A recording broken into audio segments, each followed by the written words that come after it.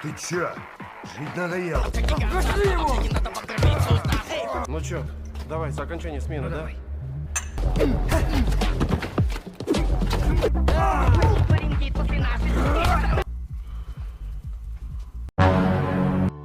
Yo everybody from the world, kembali lagi bersama saya.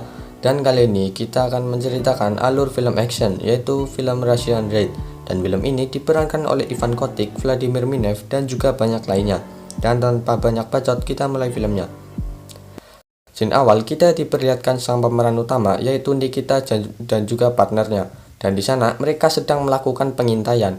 Namun di tengah pengintaian muncullah sang bos, dan si bos tersebut membuat si Nikita teringat masa kecilnya. Yang ternyata si bos tersebut adalah orang yang telah membunuh ayahnya.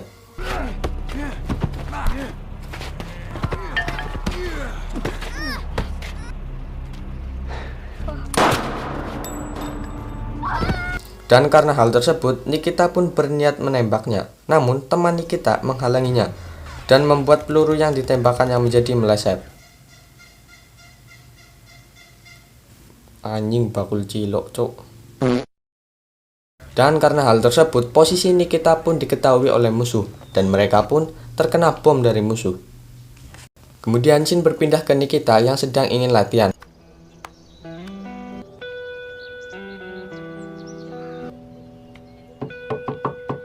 Dan di saat habis latihan, dia pergi ke suatu bar dan berencana menemui seseorang. Namun saat sampai di sana, Nikita bertemu para preman. Воу, слышь? Мамку ищешь? Dan tiba-tiba muncullah seseorang. Dan karena tokoh tersebut tidak diberi nama, maka saya akan menyebutnya Ilya. Dan di saat mereka bicara soal tawaran Ilya, Ilya berkata, para preman-preman tersebut akan menjadi anak buahnya Nikita. Namun sang ketua preman, kita panggil saja Dono, si Dono merasa tidak terima dengan Nikita. Tetapi apa boleh buat, si Dono pun terpaksa mengikutinya. Singkat cerita, mereka pun pergi ke sebuah pabrik untuk menyusup.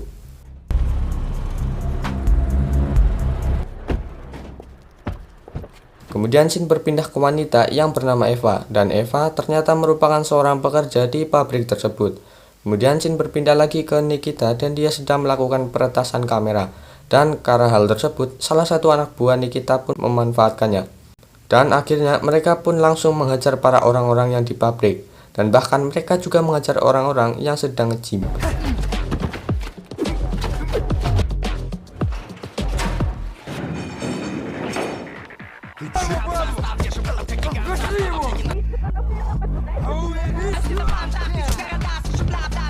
Dan setelah selesai mengejar orang-orang di sana, datanglah Ilya dan mereka pun langsung OTW ke tempatnya si bos dari pabrik tersebut.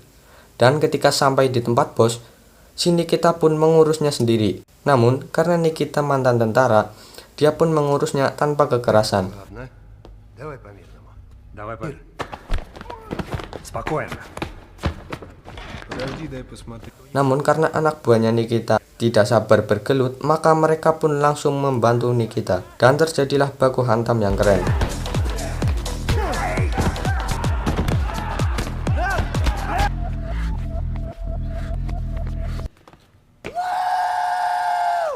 Kemudian scene berpindah ke Eva yang ternyata curiga dengan pabrik tempatnya.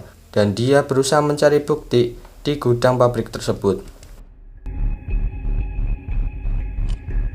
Namun di tengah perkelahian yang epik, tiba-tiba muncullah seseorang mirip Big Show yang langsung memukul salah satu anak buah Nikita.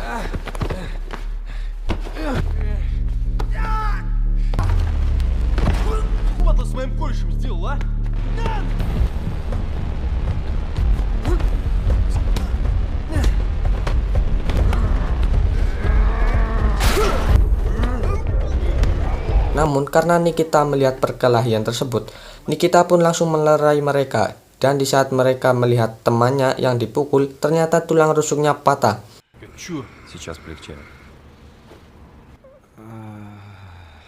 Dan di saat mereka sedang mencari pemegang saham tersebut, tiba-tiba lampu mati dan mereka sadar ternyata CCTV pabrik tersebut telah di-reset.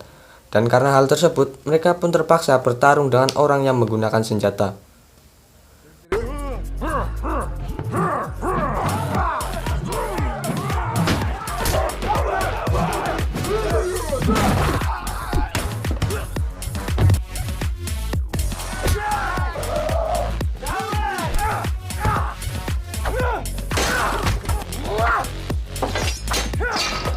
Dan setelah menang muncullah Ilya dan Ilya menyuruh orang-orang agar bicara dengannya, dikarenakan Ilya ingin mengambil saham pabrik tersebut. Namun di tengah rapat Ilya sadar salah satu pemegang sahamnya ada yang bersembunyi dan Nikita pun berusaha menangkapnya. Namun sang Dono menemukan Eva dan dia berusaha untuk mencipoknya. Namun datanglah Nikita dan mereka pun langsung berkelahi. Командир пришел.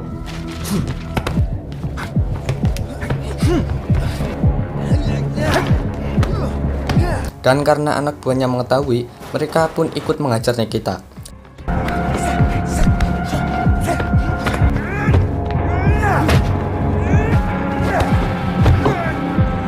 Dan setelah Nikita menang, si Eva pun kabur dan masuk ke kamar pemegang saham. Namun tiba-tiba muncul lagi sang Dono dan Nikita pun kalah.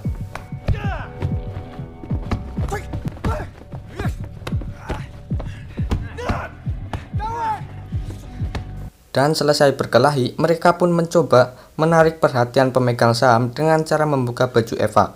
Namun tiba-tiba Nikita bangun dan langsung menolong Eva. Dan di dalam, Nikita menyuruh pemegang saham untuk memberitahu gudang senjata. Namun dia tidak memberitahu, tapi si Eva ternyata tahu. Dan tiba-tiba muncullah para orang-orang yang ternyata mereka adalah tentara bayaran. Ребят своих забирай и валите отсюда.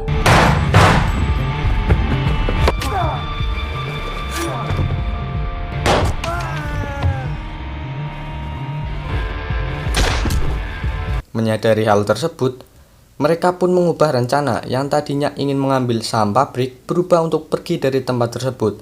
Namun di tengah pelarian, muncullah seseorang yang menembak mereka.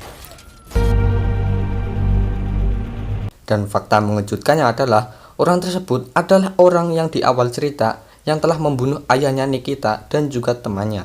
Dan oleh karena itu, Nikita pun berniat membunuh orang-orang tersebut. Dan dimulailah pengekilan satu persatu yang epik.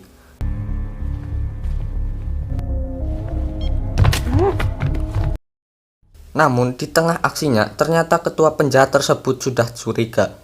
Namun si Nikita justru memanfaatkannya untuk membebaskan teman-temannya. Dan setelah selesai dia pun melanjutkan tembak-tembakannya.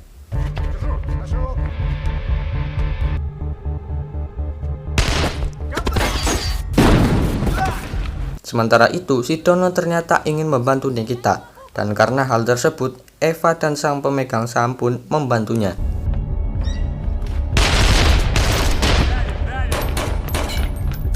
Dan di tengah perkelahian yang epik, Nikita ternyata kewalahan dan membuatnya melarikan diri. Dan beruntungnya dia ditemukan oleh polisi. Sementara itu, si Dono dan temannya sedang adu tembak dengan penjahat. Dan ketika semua penjahat sudah mati, dan hanya menyisakan sang ketua, muncullah Nikita dan terjadilah mode buy one yang menaikkan adrenalin.